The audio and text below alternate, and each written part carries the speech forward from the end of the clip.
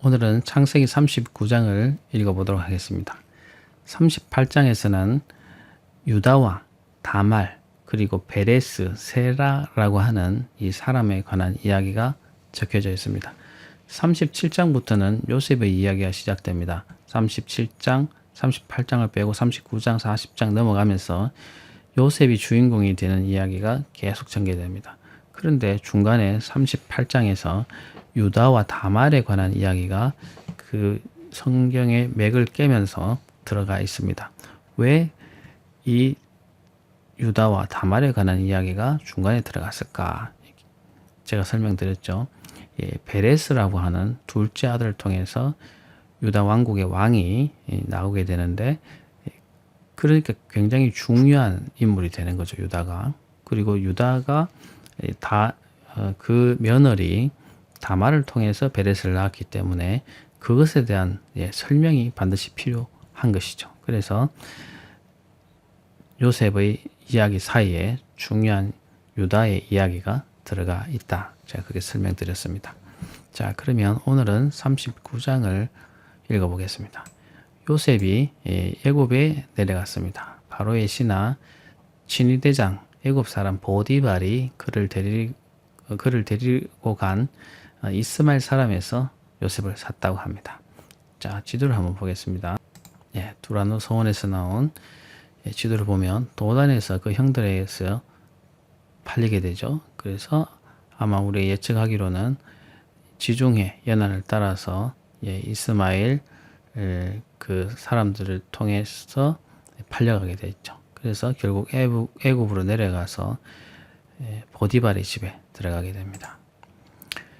여호와께서 요셉과 함께 계셨기 때문에 그가 형통한 자가 되어서 그의 주인 애굽 사람의 집에 있으니, 보디발의 집에 있었는데 여호와께서 형통한 자로 요셉을 만들었다는 것입니다. 그래서 무슨 일을 하든지 간에 일이 잘 풀리고 모든 것이 원만하게 이루어지게끔 주변 사람들도 다 알게 여호와께서 그렇게 도왔다고 하는 것입니다. 그래서 그의 주인이 여호와께서 그와 함께 계심을 보며 또 여호와께서 그의 범사에 형통하게 하심을 보았더라.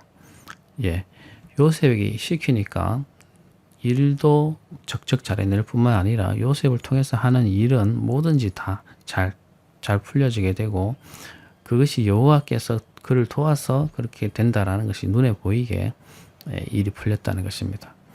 그래서 요셉이 그의 주인에게 은혜를 입어 섬김에 그가 요셉을 가정총무로 삼고 자기의 소유를 다 그의 손에 위탁하니, 요셉이 그렇게 모든 하는 일에 형통하고 잘 감당했기 때문에 그 주인은 보디발은 요셉에게 가정총무의 자리를 주면서 자기의 소유를 다 관리하게끔 그렇게 위탁했다는 말이죠.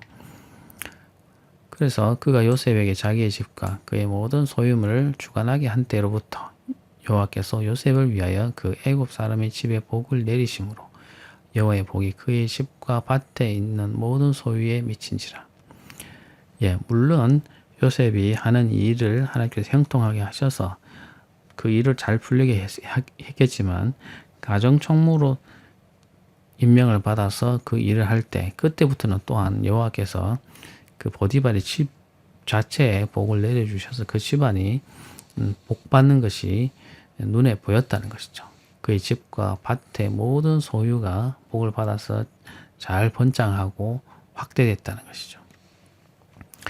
그래서 주인이 그의 소유를 다 요셉의 손에 위탁하고 자기가 먹는 음식 외에는 간섭하지 아니하였더라.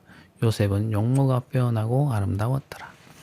그래서 가정총무를 삼아서 보디발은 요셉에게 모든 가정의 일을 돌보게 했습니다. 음식 외에는 간섭하지 아니하였더라는 것이죠. 음식은 왜냐하면은 요셉은 가나안 출신이고 하기 때문에 이 애굽의 음식 습관과는 달랐겠죠. 그렇기 때문에 요셉이 먹는 음식과 주인이 먹는 음식은 많이 달랐을 가능성이 있습니다. 그래서 음식은 따로따로 이렇게 먹을 수 있도록 했다는 것이죠. 물론 요셉에 필요한 음식은 자기가 해먹고, 또 애굽 사람인 보디발은 자기가 또 좋아하는 것으로 먹고, 이렇게 서로 간섭하지 않았다는 것이죠. 서로 존중했다는 말일 수도 있겠죠. 그래서 요셉은 용모가 빼어나고 아름다웠다고 합니다. 왜냐하면은 아마라헬이 아름다운 여인이었기 때문에 그 엄마를 따라서 아주 용모가 뛰어난 그런 남자 청년이었던 것 같습니다. 17에 팔려왔으니까 아주 어릴 때 팔려왔죠. 그 후에 그의 주인 아내가 요셉에게 눈짓하다가 농심하기를 청하니 그 후에라고 하는 이 말은 굉장히 많은 시간이 흐른 것을 말합니다. 한 10년 가까이 세월이 흐른 후에라는 뜻입니다. 27된 청년으로 요셉은 성장하게 됩니다. 그런데 그 주인 아내가 요셉에게 눈짓을 하면서 유혹하면서 동침하기를 청했다고 합니다. 그래서 요셉이 거절하며 자기 주인의 아내에게 말합니다. 내 주인이 집안의 모든 소유를 간섭하지 아니하고 다 내 손에 위탁했습니다. 그렇지만은 그래서 이 집에는 나보다 큰 이가 없으며 주인이 아무것도 내게 금하지 아니하였습니다. 자, 그런데 금한 것이 하나 있는데 당신뿐이라는 것입니다. 당신은 그의 아내임이라. 그런즉 내가 어찌 큰 악을 행하여 하나님께 죄를 지으리이까. 자기 주인이 사랑하는 그 아내 하나 외에는 모든 것을 나에게 할 수 있도록 권한을 줬는데 그 주인의 신뢰를 깨트릴 수 없다는 것이죠. 당신을 범함으로써 그 신뢰를 깨트릴 수도 없고 범함으로써 내가 하나님께 죄를 짓지 않겠다고 그 아내에게 말하게 됩니다. 그렇지만 여인이 집요하게 날마다 요셉에게 동침하기를 권했겠죠. 그러나 요셉이 듣지 아니하고 동침하지 아니할 뿐더러 함께 있지도 아니하였다고 합니다. 자, 그럴 때 요셉이 그의 일을 하러 그 집에 들어갔더니 그 집 사람 하나도 거기에 없었더라. 네, 마침 요셉이 그 주인의 은혜를 받아서 아마 그 주인의 집과는 약간 떨어진 곳에 혼자 거처할 수 있는 집을 하나 배려를 받아서 거기서 거처를 했던 것 같습니다. 대단한 호의죠. 그래서 그 집에서 나와서 이제 그 주인의 집에 들어갔는데 마침 그 주인의 집에는 아무도 없었다고 합니다. 무슨 일을 하러 나갔든지 집에 일이 있어서 각자의 일을 하기 위해서 나갔든지 그 집에는 하인들이 집안 사람들은 아무도 없었고 했다는 것입니다. 그래서 그 여인이 그의 옷을 잡고 이르되 나와 동침하자고 적극적으로 대시를 하게 됩니다. 요셉이 자기 옷을 그 여인의 손에 버려두고 밖으로 나가버렸습니다. 아예 그 요구에 응하지 않고 그 붙잡힌 그 옷을 그냥 남겨두고 벗어버리고 나가게 됩니다. 자, 그 여인이 요셉이 그 옷을 자기 손에 버려두고 도망하여 나감을 보고 그까지 요셉이 거절하고 하는 것을 보고 자기는 수치감을 느꼈겠죠. 네, 그래서 그 여인의 집 사람들을 불러서 말합니다. 그들에게 이르되 보라 주인이 히브리 사람 우리에게 데려다가 우리를 희롱하게 하는도다. 그가 나와 동침하고자 내게로 들어오므로 내가 크게 소리 질렀더니 그가 나의 소리 질러 부름을 듣고 그의 옷을 내게 버려두고 도망하여 나갔느니라 하고. 네, 사실 반대로 얘기하죠.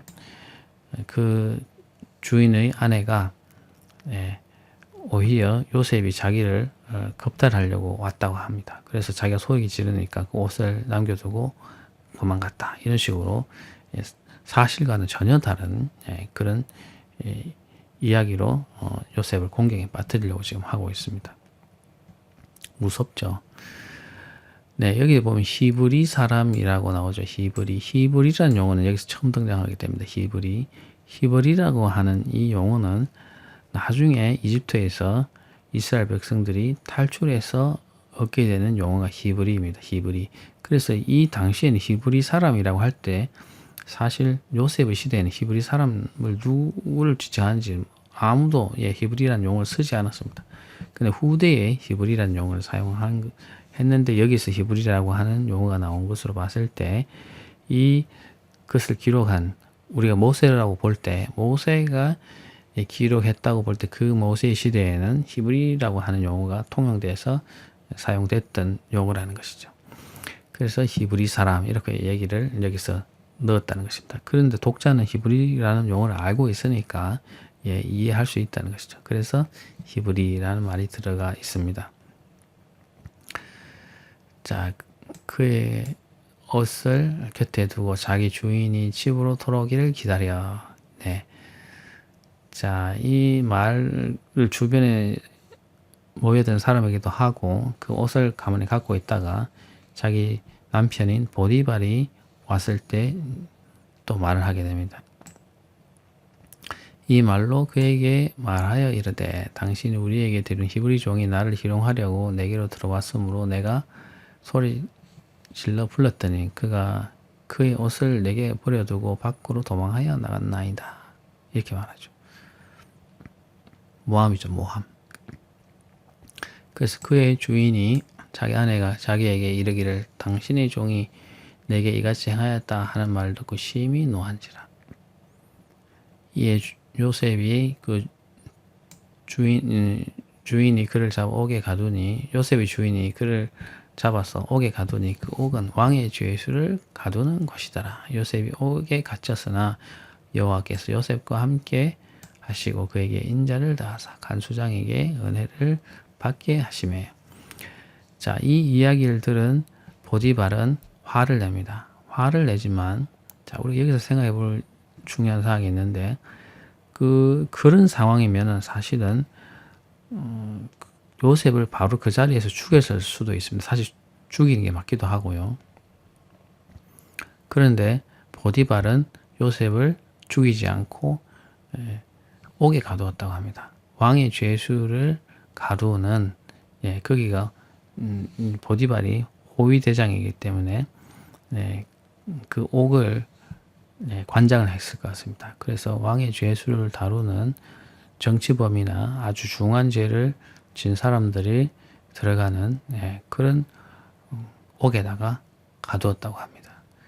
그래서 그렇지만은 요셉이 또한 옥에 갇혀서 있었으나 여호와께서 요셉과 함께 계셔서 그에게 인자를 다하사 간수장에게 은혜를 받게 하셔서 간수장이 옥중 죄수를 다 요셉의 손에 맡김으로 그 재반 사물을 요셉이 처리하고 요셉은 어디 가나 지금 형통한 그런 것을 우리가 지금 보고 있습니다. 요셉이 옥에 갔지만 억울하게 누명을 쓰고 옥에 갔지만 그곳에서도 신임을 받아서 하나님의 은혜로 그 죄를 지어 갇힌 죄수들의 모든 사물을 요셉이 처리하게 되는 그런 또 일이 일어납니다. 간수장은 그의 손에 맡긴 것을 무엇이든지 살펴보지 아니하였으니 이는 여호와께서 요셉과 함께 하십니다. 여호와께서 그를 범사에 형통하게 하셨더라. 그래서 요셉을 전적으로 믿고 신뢰해서 그가 처리한 사무 처리된 것은 아예 보지 않고 다 믿었다는 것이죠. 그만큼 여호와께서는 요셉과 함께 하셔서 모든 요셉이 하는 일에 형통하게 하셨다. 이렇게 설명하고 있습니다.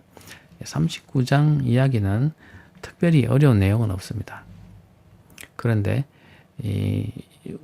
요셉은 그 주인과의 신뢰를 깨뜨리지 않기 위해서 또는 하나님과의 관계에 있어서 죄를 짓지 않기 위해서 쉽게 유혹돼서 범할 수 있는 죄로부터 자기 자신을 보호하기 위해서 극단적으로 노력하는 그런 모습을 우리가 볼 수 있습니다.